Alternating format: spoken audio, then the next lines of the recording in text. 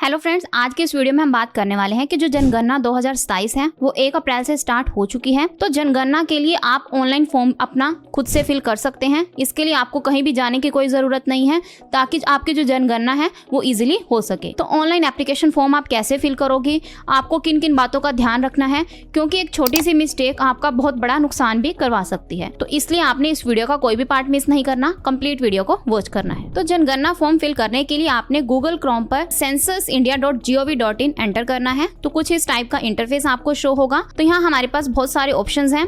तो हमने यहाँ पर सेल्फ एनुमरेशन वाला ऑप्शन सिलेक्ट करना है और ओके के ऑप्शन पर क्लिक करना है। देन हमने यहाँ पर अपनी स्टेट सिलेक्ट करनी है, कैप्चा कोड एंटर करना है और वेरीफाई एंड प्रोसीड के ऑप्शन पर क्लिक करना है। देन हमने यहाँ पर ओके के ऑप्शन पर क्लिक करना है। अब यहाँ इस पेज पर हमें हमारी जो स्टेट है वो ऑलरेडी शो होगी। इसके नीचे हमने name of the head of the family में आपने अपनी फैमिली का जो हेड है यानी कि जो मुखिया है उसका नेम आपने यहाँ पर एंटर करना है, उनका मोबाइल नंबर एंटर करना है, ईमेल आईडी एंटर करना ऑप्शनल है। अगर उनके पास ईमेल आईडी नहीं है तो आप इस ऑप्शन को ऐसे ही रहने देना। सिंपली आपने यहाँ पर वेरीफाई एंड प्रोसीड के ऑप्शन पर क्लिक करना है। अब एक ओटीपी जनरेट होगा जो कि हमारे इसी रजिस्टर्ड मोबाइल नंबर पर सेंड किया जाएगा। तो हमने वो सेम ओटीपी एंटर करना है और वेरीफाई ओटीपी के ऑप्शन पर क्लिक करना है। तो इतना करने के बाद हमारा जो ओटीपी वेरिफिकेशन है वो सक्सेसफुली कंप्लीट हो जाएगा और हम इस पेज पर डायरेक्टली लॉगिन हो जाएंगे। तो यहाँ जो फर्स्ट स्टेप है वो है स्थान का विवरण, यानी कि जिस जगह पे आप रहते हैं उनकी पूरी डिटेल ली जाएगी। सबसे पहले आपने अपनी स्टेट यानी कि अपना राज्य सिलेक्ट करना है, देन अपना डिस्ट्रिक्ट यानी कि अपना जिला सिलेक्ट करना है,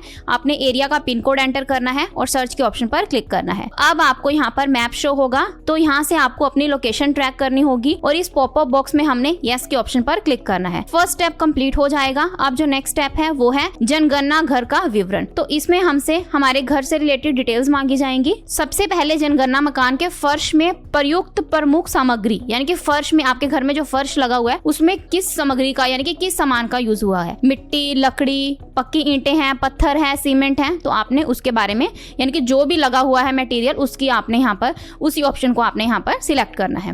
देन जनगणना दीवार में क्या यूज हुआ है, मिट्टी यूज हुई है, लकड़ी यूज हुई है, पक्की ईंटें हैं, तो ये सारी डिटेल्स आपने अपने अकॉर्डिंग सिलेक्ट करनी है। देन जनगणना मकान के छत में प्रयुक्त सामग्री, यानी कि जो छत है वो उसमें क्या मटेरियल यूज हुआ है। तो यानी कि घास फूस की बनी हुई है, प्लास्टिक, हस्त निर्मित यानी कि हाथ से बनी हुई है, टाइलें लगी हुई हैं, मशीन निर्मित टाइलें हैं, पक्की ईंटें हैं, पत्थर है, तो ये भी आप अपने अकॉर्डिंग सिलेक्ट करोगे। देन जनगणना मकान की स्थिति कैसी है, अच्छा है, रहने योग्य है सिर्फ, या तो फिर बहुत ज्यादा खंडर हो चुका है, तो अपने अकॉर्डिंग आप यहाँ पर सिलेक्ट करोगे। तो ये सारी डिटेल सिलेक्ट करने के बाद आपने यहाँ पर सहेजे और आगे बढ़े के ऑप्शन पर क्लिक करना है। तो अब आपको अपनी फैमिली से रिलेटेड डिटेल्स प्रोवाइड करनी है। सबसे पहले आपसे पूछा गया है कि आपकी फैमिली में कितने मेंबर्स हैं, तो वो हमने यहाँ पर एंटर करना है। Then head of the family means परिवार के जो मुखिया हैं उनका क्या नाम है।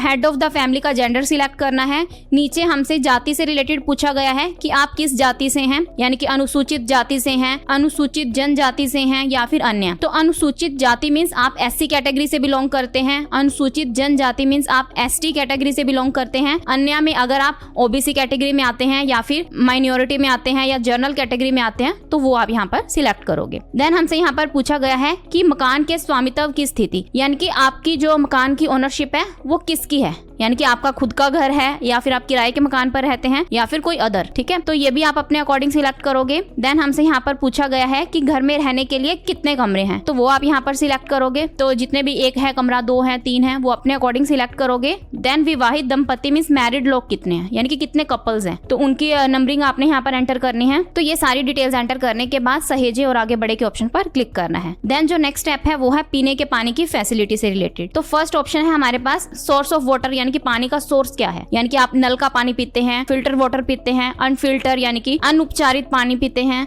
या फिर कुएं से पानी पीते हैं। अपने अकॉर्डिंग आप यहाँ पर सिलेक्ट करोगे कि आपके पास पानी का क्या सोर्स है। देन पेयजल स्रोत की उपलब्धता, यानी कि आपके परिसर के अंदर, परिवार के अंदर है या फिर परिसर के निकट यानी कि बिल्कुल पास में है, तो वो अपने अकॉर्डिंग सिलेक्ट करोगे। देन हमसे प्रकाश का स्रोत पूछा गया है कि आपको लाइट आपके घर में है या नहीं है, यानी कि उसका मेन सोर्स कहाँ से है, यानी कि आपके घर में आप बिजली यूज कर रहे हैं, मिट्टी का तेल यूज करते हैं लाइट के लिए, या सौर ऊर्जा यानी कि सोलर एनर्जी यूज करते हैं, अन्य कोई रीजन है, या फिर आप बिना लाइट के रहते हैं, तो ये भी आप अपने अकॉर्डिंग सिलेक्ट करोगे। देन हमसे पूछा गया है शौचालय की उपलब्धता, यानी कि आपके घर में वॉशरूम है या नहीं, तो ये अपने अकॉर्डिंग सिलेक्ट करोगे। देन गंदे पानी के निकास की स्थिति, यानी कि आपके घर के पास जो नालियां हैं वो ढकी हुई हैं या फिर खुली ऐसी हैं, या फिर कोई भी नाली नहीं है, तो ये भी आप अपने अकॉर्डिंग सिलेक्ट करोगे। देन हमसे यहाँ पर पूछा गया है परिसर के अंदर स्नान की उपलब्धता, यानी कि नहाने के लिए आप कैसे यूज करते हो, मतलब वॉशरूम जो बाथरूम वगैरह हैं वो हैं आपके घर पे या नहीं है, तो ये भी आप अपने अकॉर्डिंग सिलेक्ट करोगे। देन रसोई घर और एलपीजी पीएनजी गैस कनेक्शन की उपलब्धता, घर के अंदर ही आप खाना पकाते हैं परंतु रसोई में नहीं, यानी कि रसोई नहीं है, सिर्फ एक कमरा ही है, उसके अंदर ही आप खाना बनाते हैं, या फिर खुले में घर के बाहर खाना पकाते हैं, या फिर खाना नहीं पकाते, तो ये खाना नहीं पकाते वाला ऑप्शन तो ऐसे ही दिया हुआ है। बाकी इनमें से आप जो भी है आपके पास वो आप यहाँ पर सिलेक्ट करोगे।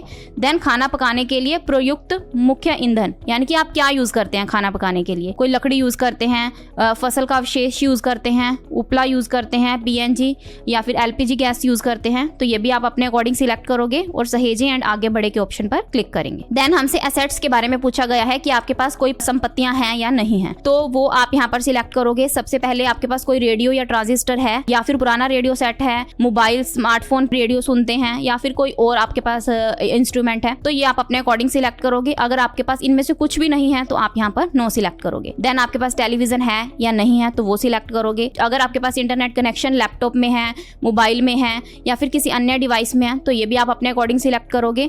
अगर आपके पास कोई इंटरनेट कनेक्शन नहीं है तो आप यहाँ पर नहीं वाला ऑप्शन सिलेक्ट करोगे। देन लैपटॉप कंप्यूटर के बारे में पूछा गया है, अगर आपके पास कोई आपका पर्सनल कंप्यूटर या लैपटॉप है, अगर है तो yes, otherwise no. Then telephone और मोबाइल फोन स्मार्टफोन के बारे में पूछा गया है कि आपके पास टेलीफोन किसी भी टाइप का कोई मोबाइल है या फिर स्मार्टफोन है, तो अगर है तो हाँ, अदरवाइज आपने यहाँ पर नहीं सिलेक्ट करना है। देन साइकिल, स्कूटर, मोटरसाइकिल या फिर मोपेड, कोई भी आपके पास इनमें से है तो हाँ, अगर नहीं है तो नहीं। देन कार, जीप और वैन के बारे में पूछा गया है कि अगर आपके पास कार, जीप या वैन है तो हाँ, अदरवाइज आपने नहीं सिलेक्ट करना है। देन परिवार द्वारा उपभोग किए जाने वाले मुख्य अनाज, यानी कि आप खाने में क्या यूज करते हैं, चावल खाते हैं, गेहूं है आपके पास, ज्वार है, बाजरा है, मक्का है, या फिर अन्य कोई, तो ये आप अपने अकॉर्डिंग सिलेक्ट करोगे। देन आपको आपका मोबाइल नंबर शो होगा, तो आपने यहाँ पर सहेजें और आगे बढ़े के ऑप्शन पर क्लिक करना है, तो इस पॉपअप बॉक्स में आपने हाँ के ऑप्शन पर क्लिक करना है। देन हमें यहाँ पर हमारा जो समरी पेज है वो शो होगा, जिसमें हमें अब तक हमने जितनी भी डिटेल्स एंटर की हैं वो सारी डिटेल्स हमें यहाँ पर शो होंगी। अगर आपको लगता है कि कहीं पर कोई मिस्टेक हुई है तो आपने यहाँ पर संशोधन के लिए वापस जाएं, इस ऑप्शन पर क्लिक करना है, यानी कि आपने बैक आना है और उस मिस्टेक को रेक्टिफाई करना है। तो अगर आपको लगता है कि सारी डिटेल्स सही हैं तो आपने यहाँ पर पुष्टि करें और सबमिट करें के ऑप्शन पर क्लिक करना है। देन आपने हाँ के ऑप्शन पर क्लिक करना है। तो इतना सब करने के बाद यहाँ पर एक ऐसी आईडी जनरेट होगी। अब गवर्नमेंट ऑफिसर्स हैं जो वो आपके एड्रेस पर आएंगे और आपसे पूछ सकते हैं कि आपने अपना ऑनलाइन जनगणना फॉर्म है वो फिल किया है या नहीं किया। तो अगर आपने किया है तो आपने उनको बता देना है, और जो ये ऐसी आईडी है आपने वो भी उनको देनी है,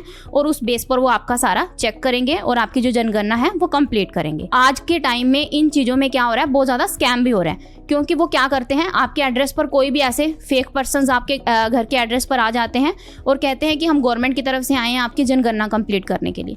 तो आपने वहां पर ये चीज चेक कर लेनी है कि उन्होंने गवर्नमेंट का जो आईडी कार्ड है, गवर्नमेंट की तरफ से जो आईडी कार्ड बनाए गए हैं, ऐसा कुछ वियर किया हुआ है या नहीं किया हुआ। यानी कि अगर आपको कहीं पर भी कोई डाउट लगता है तो आप उनसे एक आधा सवाल पूछ सकते हैं, तभी आपने अपनी डिटेल्स उनको शेयर करनी है, अदरवाइज आपके साथ बहुत बड़ा स्कैम भी हो सकता है।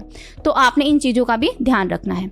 आई होप आपके सारे डाउट्स क्लियर होंगे कि कैसे आप घर बैठे बैठे अपना जो एनुमरेशन फॉर्म है, यानी कि अपना जो जनगणना फॉर्म है वो फिल कर सकते हैं। आई होप आपके सारे डाउट्स क्लियर होंगे। अगर आपको फिर भी कोई डाउट है तो आप कमेंट सेक्शन में पूछ सकते हैं। So this is the end of my video. अगर आपको मेरी वीडियो अच्छी लगी हो तो प्लीज़ मेरी वीडियो को लाइक करें और मेरे चैनल को सब्सक्राइब करें। Thanks for listening and thank you everyone.